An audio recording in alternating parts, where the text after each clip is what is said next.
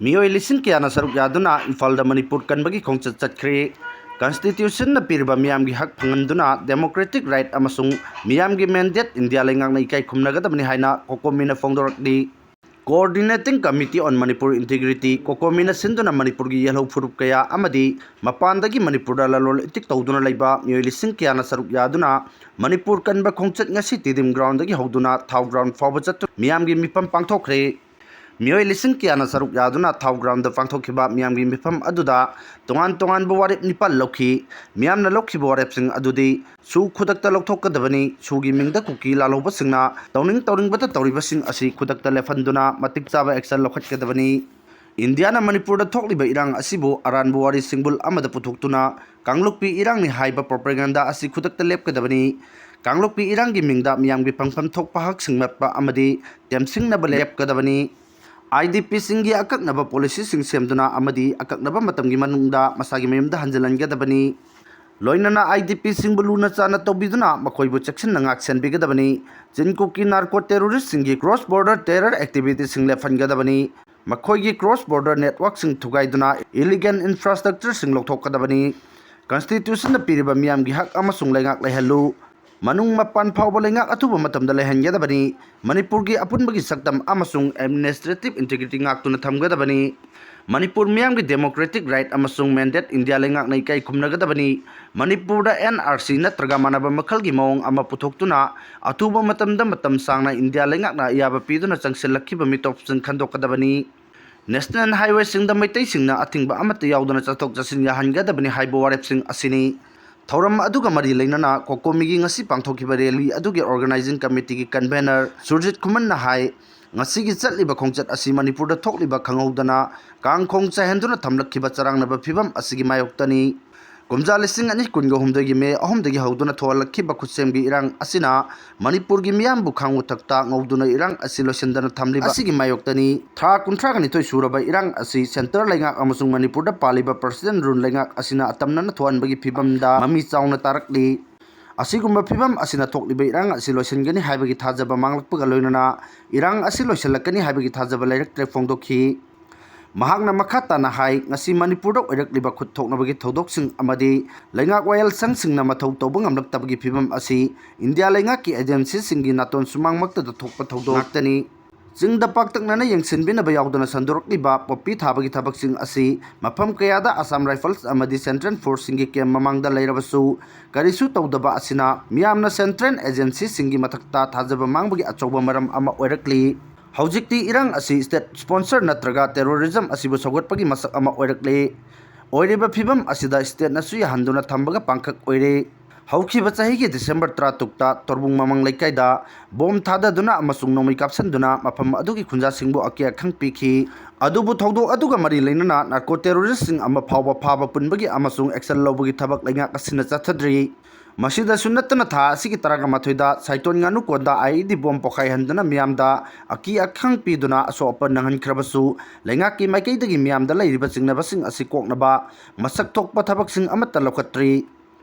India laingakna Manipur da chathariba proxy war khudakta lepkadabani leptaba tarbadi miyamna su India laingak ki mayokta akanba thabak lokhalakpa horagani India ki national interest ta Manipur ki indigenous right namthaba yaroi India lengakna Barma dagi pusilakpa foreign mercenaries amasung narco terrorist group sing asi losendaba tarbadi lamdam asigi alongmi singa India ga leinariba mari lapthok naraknabagi maram oirakani Manipur gi miyambu hostage oina thamlaga mirai bakta mantikna thokpagi thabak New Delhi na tawba lepkadabani Wafam sing asi thausadana India na makha asum chatharak Manipur miyamna ikoi kangera natraga ikoi thadok lagera haiba kholaw asi soidana lawba horlagani haiba sing asigi miyamgi khongchat asina taklabani Ngasigi khongchat asina India na hana chatharamba policy hongdoknaba khangalibani masida sunatana lamdam asigi miyamda achumba wayal amadi tungkoina ingtappa poruknaba wafam yauna Manipur gi apunbagi saktam ngaktuna thamnabagi phirep amukka hena chatsin hanba ngamlagani phongdokhi Mahakna makha taraduna handakta Churchanpurda Risikanta kauba miyoi ama hathiba adusu atamnana pandam ama yaurga ing chikpa pamlaba miyam asibu kaihonabagidamagta amadi ing chakpa hanjilaknaba honariba miyam asigi marakta phongna kaihonaba irang chawthoknaba silakpa thawongni thawong asida sulaingaki maikaidagi karimata tawdana laithokhiba amadi laingak ama oiraga mihat pasing phagani pungani amadi matik chaba cherak phangangani haibagi mahutta laikhidabagi mafamda oina awaba phongdoktuna compensation khara piduna losinki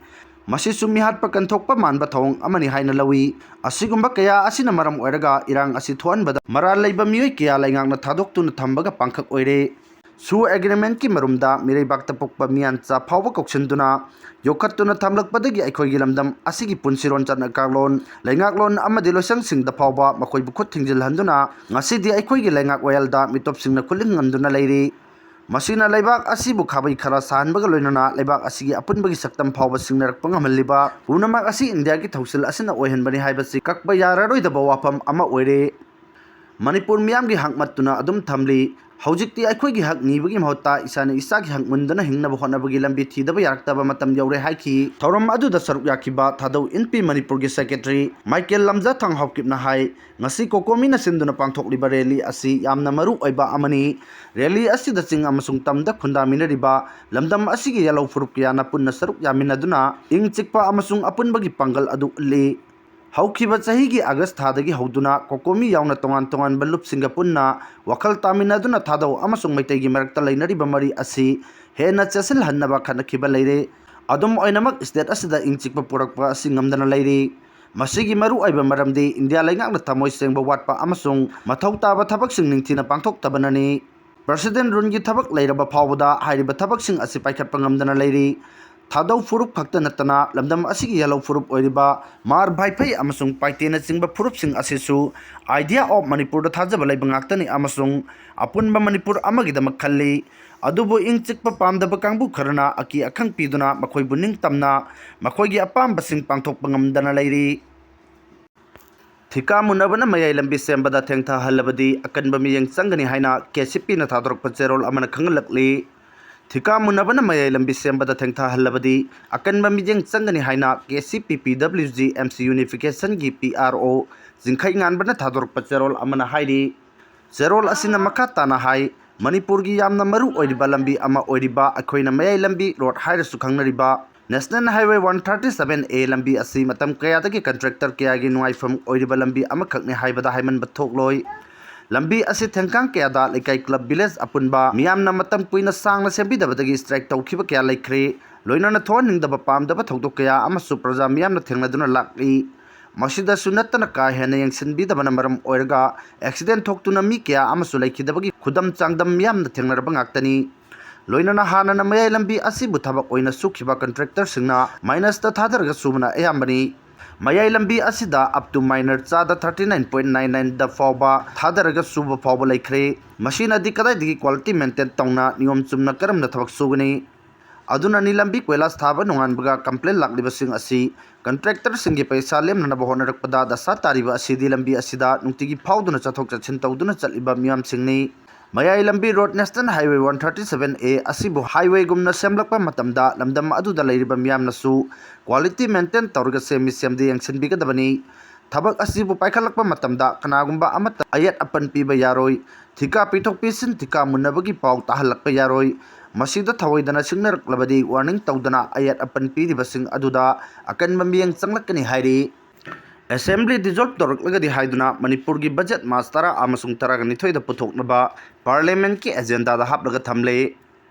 Manipur da thamliba president's rule asi lokthoklaga anoba lenga ama semba yabagi matam numit tara nirom tamangai silakpana maram oiraga popular government ama thamlakadra natraga assembly dissolve torklagadra haibagi miyamgi achobo wahang ama oiraga leiri Parliament ang ngarang phongkhiba bulletin da Manipur gi oina kumja lising ani kunga taruk kunga taret ki jahi gi budget parliament ta suksoi soidana puthoklagani haiba makti pandraga karigumba assembly dissolve torklagadi haiduna state asigi budget March 10 da Lok Sabha da aduga March 10 gani thoida Rajya Sabha da puthoklaga pass tawbagi agenda hablakle Zerol asigi matung ina March 10 da second batch of supplementary demands for grants for 2025-26 amasung General discussion on budget Manipur for 2026-27 and discussion and voting on demands for grants Manipur 2026-27 if any haina habli Masiga loinana appropriation bill pass tongnabasu matam khakga leiri. Finance Minister na puthokadaba Manipur gi budget asi hojik su tangai fadaba leirga di haina pallibanina Manipur da popular government ama semhalakpa yabagi oithokpa hojik su leiri. February 10 fawbagi manung government ama semhalakadra haibagi thajanaba leiri. Manipur da popular government sembada kuki jogi MLA ayambasu yaningle. Aduma pukhulai paiba kuki kangbu amanadi Manipur charang naba phibam amada asumak thamaningduna lengak semandana bayamna kanna honari. Makoina irang leiri haiba yana naba ngahak leitana Manipur gi loijing loyada irang thohanaba honari. Handakta Guwahati dalak lamba Union Home Minister Amit Shah na kuki jogi MLA khara unanaba thorang torambadu kaina thangda khudong chadaba kharadagi unakhidre. Adumakpu lengak sembada yawnanabagidamag maithai amasung kuki jogi MLA singi marakta wari sanabagi paudi adumak leiri. Maru aina kuki haiba asi khak tongana leheurga atei phurup sing haibadi jau paite mar amasung thadong na singbagi MLA singdi lengak sembada yawbada natana minister gi pham phawba lawgadori masidagi handokladuna anoba lenga ama semlakpada lengak adu masing yamba kangbuna sogotli haiba utpada hairiba singi MLA sing asi yawgani haibagi thajaba pirakpa leire hainasu paw asina makha tari. Manipur da IDP sing mayumda hanbagi wafam naksilakpa amasung tami sing na Manipur da pis hanjilaknaba kholaw lorkpa asina irang asi mamai leirakle hainarakli.